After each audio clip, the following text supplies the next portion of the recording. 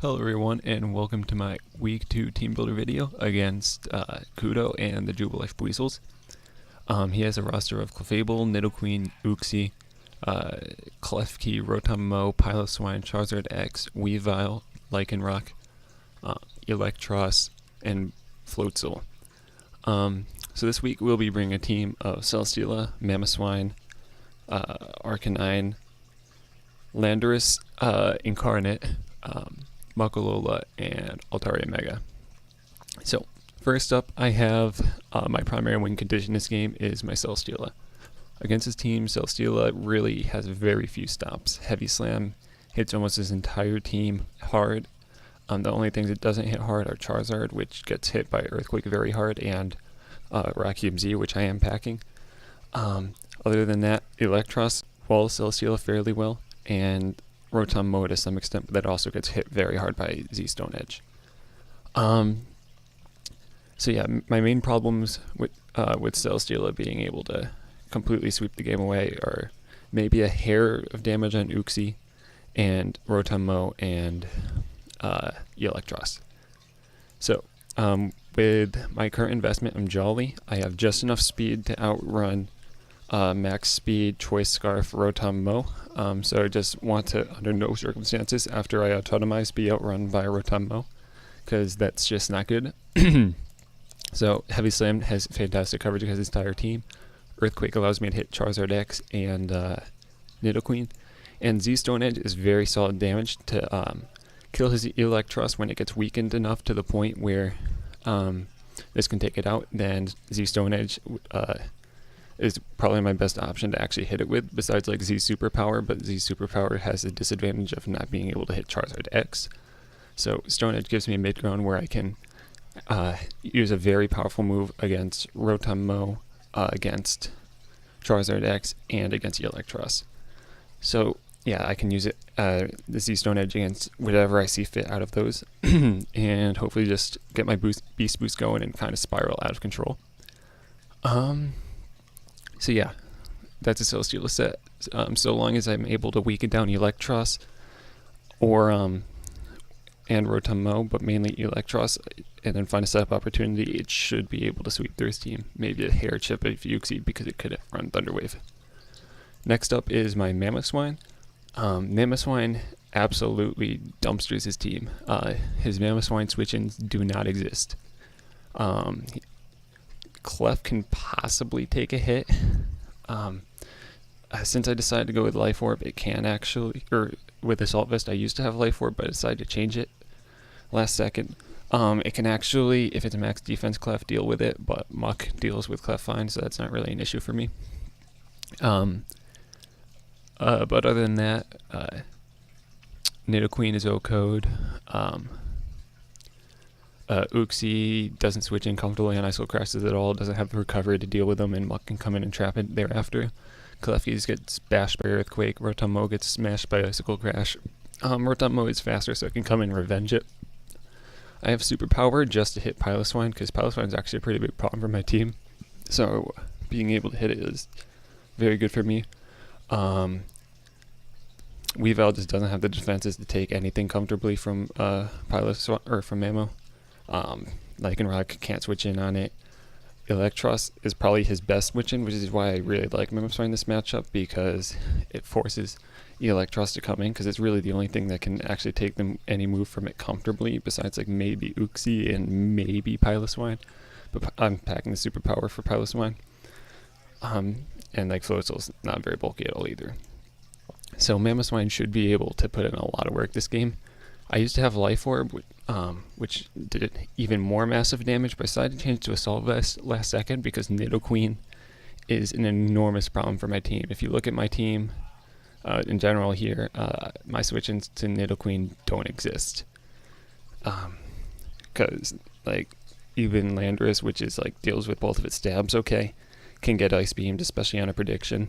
So I needed something that could switch into it somewhat reliably that doesn't take too much from it. So Mamoswine can always switch in guaranteed at least once, and Earth Power is probably the worst case scenario that it uses on me.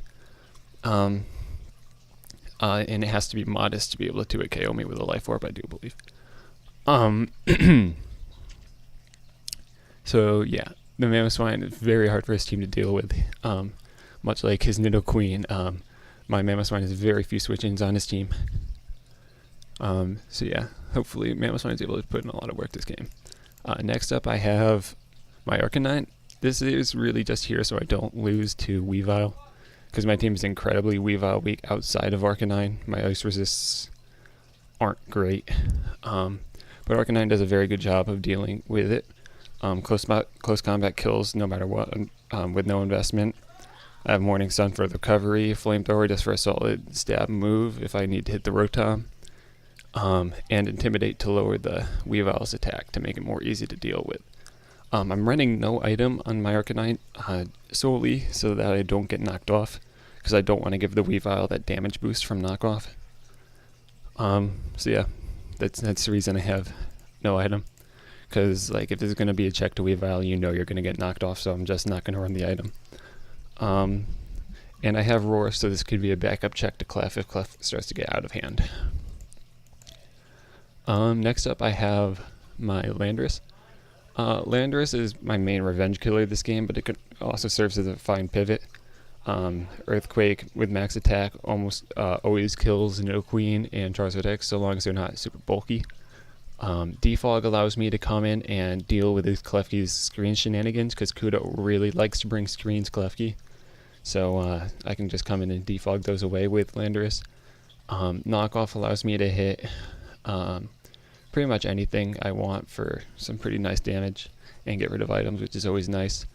And U-turn gives me some momentum, which if I reveal to be Scarf can be useful because it forces a lot of switches, especially in things like Klefki, Zardex, Lycanroc, things like that. So yeah, U-turn for momentum, and I have enough speed to always outrun Charizard X. So even at +1, I'll still be able to outspeed Charizard X and kill it with an Earthquake. Next up, I have... so someone mentioned my team is very Lycanroc weak, so this is also probably my best Lycanroc Revenger because nothing else on my team can really effectively do it. I almost wanted to get Greninja for this one reason, just because my team is very Lycanroc weak to the point where like I don't have a rock resist, and if it actually set up an SD and like got up high enough to where he could, or I need to absolutely keep this thing out of Accelerock range because that's scary, really. Celesteela can deal with Lycanroc okay, but like I don't want taking damage because it's my win condition. So yeah, something to note there. Next up I have my Muck. I wanted Muck to be Assault Vest this week, and it's mainly here to deal with Rotom, Mo, Electros, and Clef. But since his Electros can run Super Fang, and he did use it last week, I'm expecting that, and like an Assault Vest set is not going to work well against Electros as Super Fang. So I decided I needed the berry to get recovery so I can reliably take Super Fangs. But this has max attack pursuit. What this will allow me to do is effectively come in and pursue his Electros and get a lot of damage on it, meaning that my Celesteela will be able to knock it out later on. Same thing with his Rotom Mo, I'll be able to heavily damage both of them, which would be fantastic for me later on. Poison Jab is my best move to hit Rotom Mo and Clefable, and Clear Smog is to make sure Clefable doesn't get out of hand with boosts, and Recycles to get my item back. I've been running max attack just to maximize the amount of damage I can get when I pursue the Electros and Rotom Mo. And so Mammoth Swine combined with Muck, I'm hoping we'll be able to damage Celesteela's checks to the point where Celesteela is able to sweep. So lastly I have my Altaria Mega. This is my primary check to his Zardex. Nothing else on my team can really deal with Zardex, but Altaria deals with it quite nicely. I've got Return and Earthquake just for general stab moves. His team's incredibly Earthquake weak. And it, like in Altaria's primary expected switch-ins are all weak to it, like Nidoqueen and Klefki, which are both expected to be Altaria switch-ins because they both resist Fairy, get smacked by Earthquake, and Earthquake's my best move to hit Zardex. So he really can't switch too many things in nicely on Altaria. Yeah, it returns to hit the other things that could take an Earthquake. Roost to get my health back, and Protect so I can safely get off my Mega if I need to. Especially if like there's a scenario, I could probably switch this in on a Rotub Mo in order to get my Mega off, and getting my Mega off is really useful because A, I don't take as much rocks damage, but B, Zard X cannot be checked by this if I'm not Mega'd already. So it's very important that I get my Mega off, but it's also, I can't really lead with it and get my Mega off, because if he leads with something like Nidoqueen, then I'm in a really bad spot, because I don't want to. Nidoqueen is something that's forcing me to sack pretty much every time it comes out because it's so powerful. So I really don't want to be put in a scenario where Nidoqueen is able to start pressuring me. So I'll have to find a point mid-game to Mega, and Protect allows me a bit more flexibility with getting off my Mega.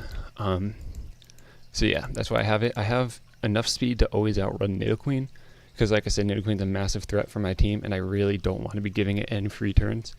So hitting it with Earthquake is a 2-hit KO. So yeah, that helps me deal with Nidoqueen. HP investment just helps me deal with Zardex a little bit better. And then I have some attack investment, although I think I might move that to defense, depending on whether I need that for 2-hit KOs on certain things. I'd have to check, because I actually didn't think too much about those EVs, so I'll either throw them in attack or defense, depending on which I think I need more. But yeah, that's the team, and hopefully it's able to pick up the win.